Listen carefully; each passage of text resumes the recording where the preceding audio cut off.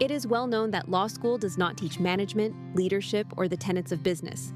Freshly degreed attorneys are thrust into private practice, usually with little to no preparation for what will be expected of them as valuable members of a law firm. Training usually follows the process of social Darwinism that is so prevalent in law firms. This survival of the fittest brand of culture is one of the leading drivers of both poor mental health and attrition. Yet few firms do anything to change their approach to preparing their junior lawyers for success within their firms. A few years ago, I was leading a monthly cohort of rising leaders in a mid-sized law firm. The program's objective was to help newly elected equity partners develop the leadership skills they needed to be effective stewards of the firm's legacy.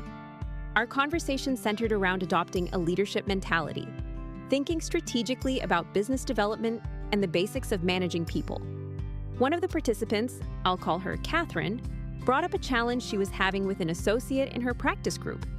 She was given the responsibility of managing the group's younger lawyers, and despite her best efforts, this associate was underperforming. Catherine described this individual, let's call him Mike, as super bright, eager, and seemingly dedicated to his job, yet consistently missing deadlines and visibly disorganized. She tried to provide constructive feedback regarding his lack of adherence to important deadlines, as well as encourage him to organize his office. Catherine had several conversations with Mike, but nothing seemed to change.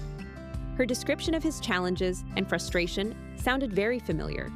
In fact, it resembled my own challenges with family members who struggle with executive functioning disorder, or EFD. EFD is tightly linked to attention deficit disorder and refers to one's ability to engage in goal-related activities. People with EFD have trouble organizing, focusing, and managing their behavior to accomplish goals. Several members of my family wrestle with EFD, and Catherine's experience with Mike was similar to my own. People who struggle with executive functioning can be, and are, very successful. However, to really soar, they require specific support, guidance, and assistance with focus and accountability. Based on my personal experience with EFD, I suggested to Catherine that she try a different approach with Mike. I advised her to sit down with Mike and start the conversation with positive feedback and recognition of his talents, abilities, and dedication to the work. The goal of this meeting was to establish herself as an advocate for him and explain that her role was to support his success in any way she can. She would offer resources to help him better manage deadlines or to get more organized, and she would be discreet about providing additional help. At the next cohort meeting, Catherine reported back about her conversation. At first, the young attorney seemed nervous, she said, as though he expected to be chastised by her. Once she reassured him and demonstrated that she was genuinely invested in his success and committed to helping him develop the skills necessary to meet the firm's expectations, he relaxed.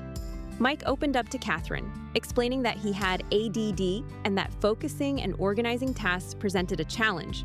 He admitted that he struggled in law school, but had connected with a faculty member who was willing to mentor him, and this relationship played a key role in his ability to graduate.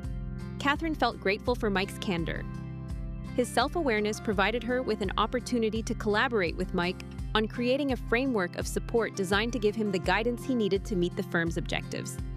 Catherine did a lot of reading about tools and methods she could apply as a manager to help Mike, and the firm afforded him an opportunity to work with a coach specializing in organization, time management, and goal setting. The conversation was a life changer for Mike. Within months of Catherine's new approach to managing Mike, deadlines were being met, errors were few and far between, and both attorneys' stress levels were greatly reduced. If this scenario sounds familiar, you and your firm may have an opportunity to consider a similar approach to providing support for attorneys who are struggling. Here are some tips on how to start the conversation. Create a safe space to discuss challenges the attorney may be experiencing. Start with positive feedback and recognition of accomplishments, even if it's just their level of enthusiasm.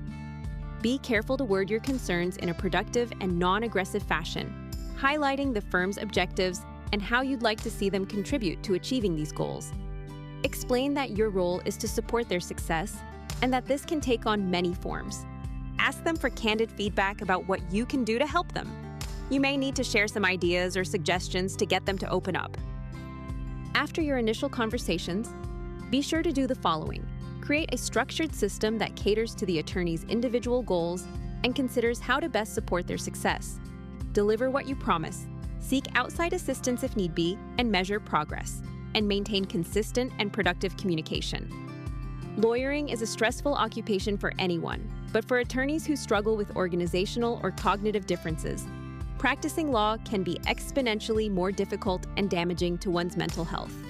Law firms and their leaders should seize opportunities to create healthier environments that allow their attorneys and their firms to reach their full potential.